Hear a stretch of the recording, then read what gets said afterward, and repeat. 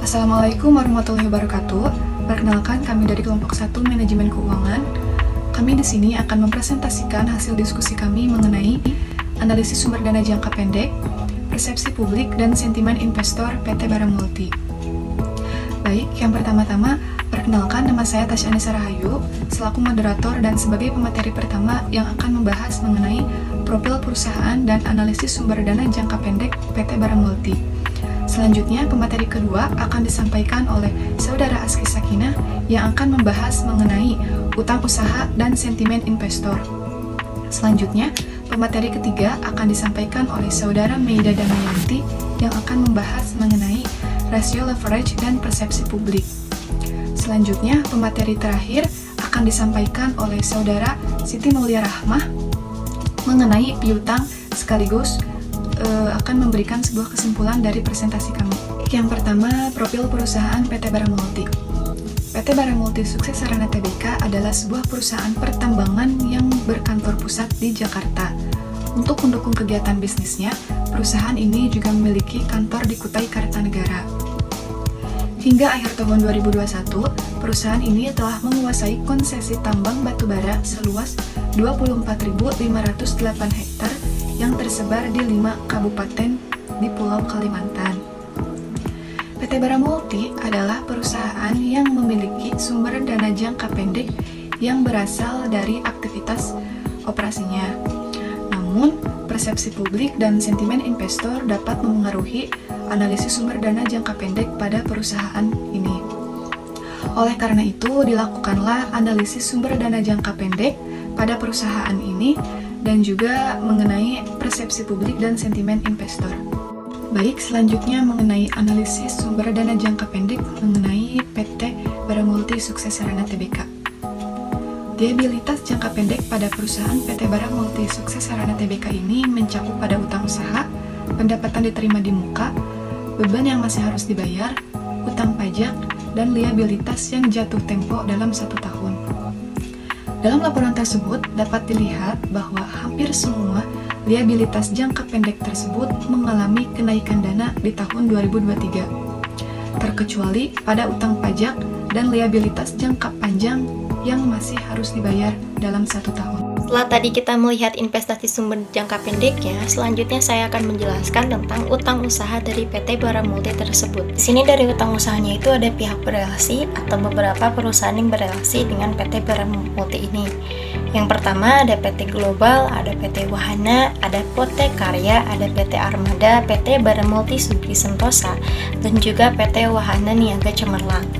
Bisa kita lihat di sebelah, untuk tahun 2022 dan 2023 itu mengalami angka yang sangat signifikan, di mana pada 31 Desember 2022 itu hutang dari pihak berelasi itu 4.600.000, tetapi pada tahun 2023 Maret hutangnya menjadi 1.951.000. Hanya kita jangan melihat dari satu sub saja. Kita lihat dari pihak ketiga. Di sini saya akan menjelaskan dari segi rupiahnya. Pada tahun 2022 lebih kecil, di mana angkanya jatuh pada 18.974. Sedangkan pada tahun 2023 itu mencapai kenaikan 2 kali lipat, yaitu 34.535 secara rupiah.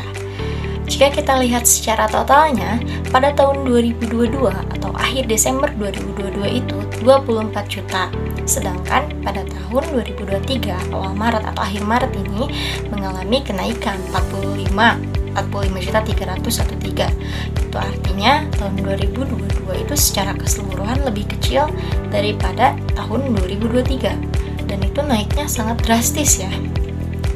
Kemudian dari analisis umur utang usaha, kita lihat ya, yang lancar atau yang telah jatuh tempo ada 1-30 hari, 31-60 hari, 61-90 hari, bahkan ada yang lebih dari 90 hari.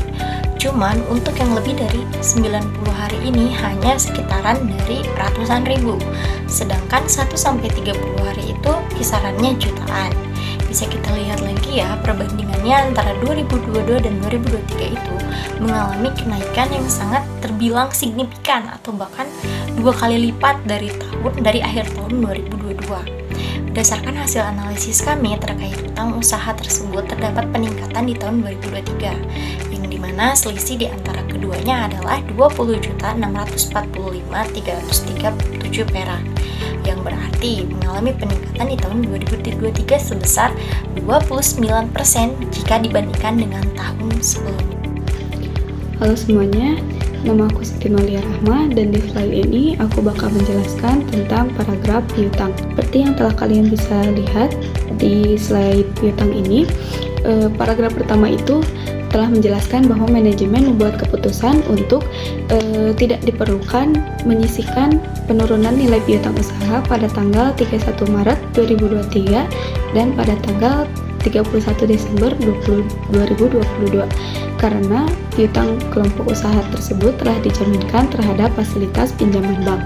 Jadi poin penting dari paragraf pertama ini di mana poin pertama itu manajemen memutuskan bahwa tidak ada keperluan untuk menyisihkan penurunan nilai piutang usaha pada tanggal tersebut.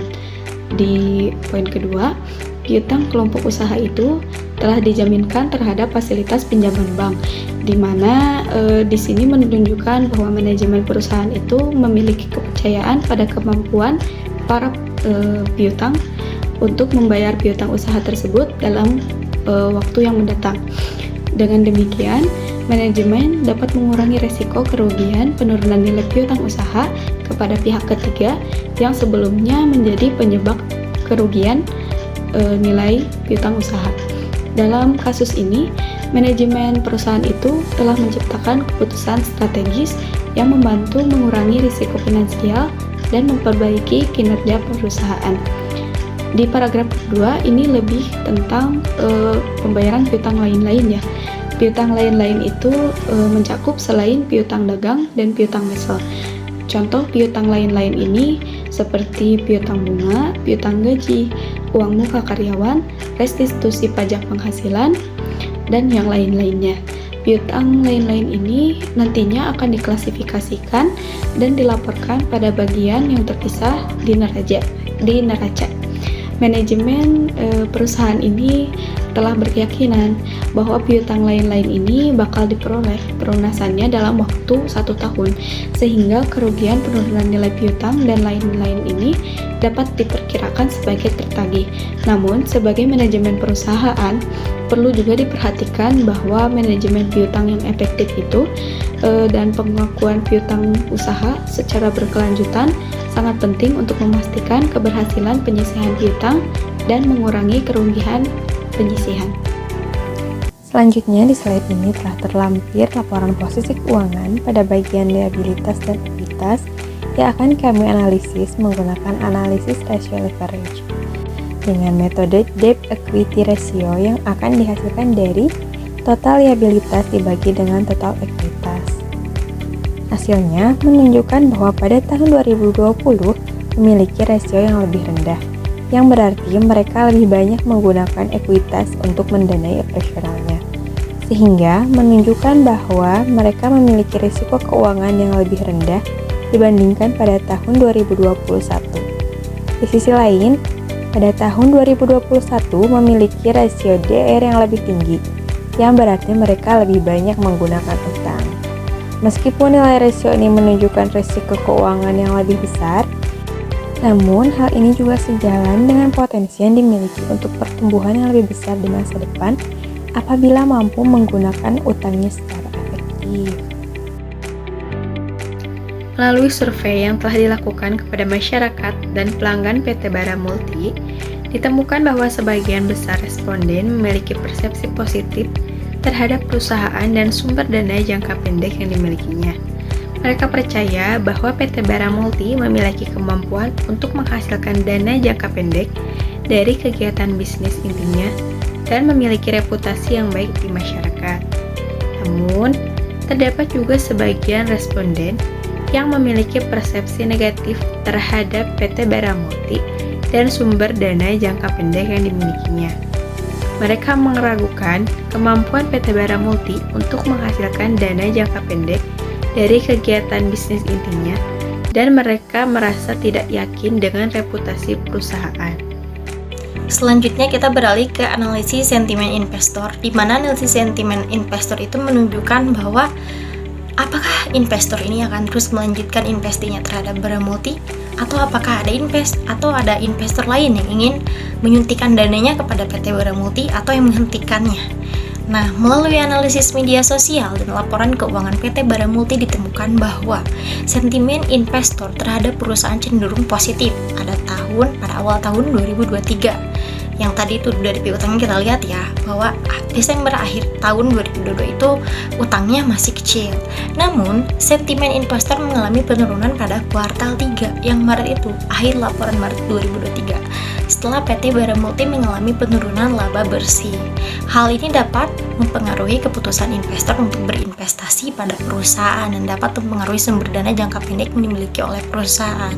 Jadi, karena penurunan laba bersihnya itu mempengaruhi di mana jangka pendek yang dimiliki oleh perusahaan itu mengalami bukan kenaikan ya, tapi penurunan. Nah, di sini para investor pasti melihat apakah mereka ingin terus melanjutkan menyuntik dananya di PT tersebut atau menghentikannya, atau ada investor lain nih yang awalnya tertarik tapi setelah kuartal 3 wah saya jadi nggak tertarik.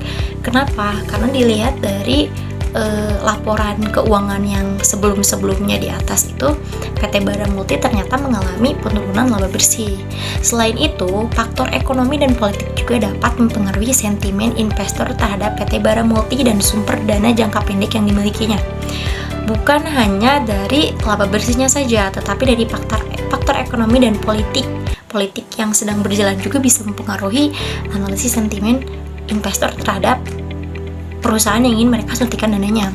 Kebijakan moneter dan fiskal yang dikeluarkan oleh pemerintah serta kondisi ekonomi global dapat mempengaruhi pasar dan industri perusahaan yang pada akhirnya dapat mempengaruhi sentimen investor.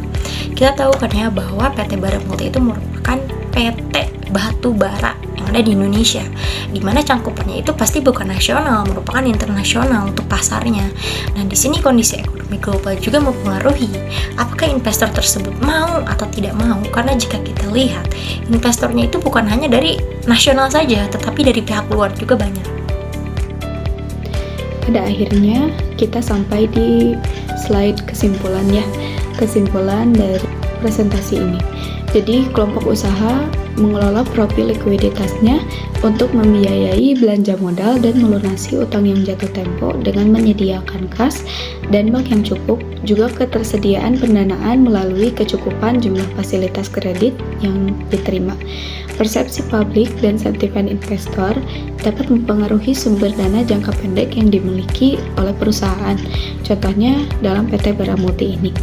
Oleh karena itu, perusahaan perlu memperhatikan persepsi publik dan sentimen investor dalam mengelola sumber dana jangka pendeknya. Perusahaan juga perlu memperhatikan faktor ekonomi dan politik yang dapat mempengaruhi sentimen investor dan pasar, serta memperkuat reputasi perusahaan di masyarakat. Maksudnya, bagaimana sih? Dalam hal ini, itu perusahaan ternyata perlu memperhatikan beberapa faktor seperti yang telah saya sebutkan tadi, persepsi publik dan sentimen investor.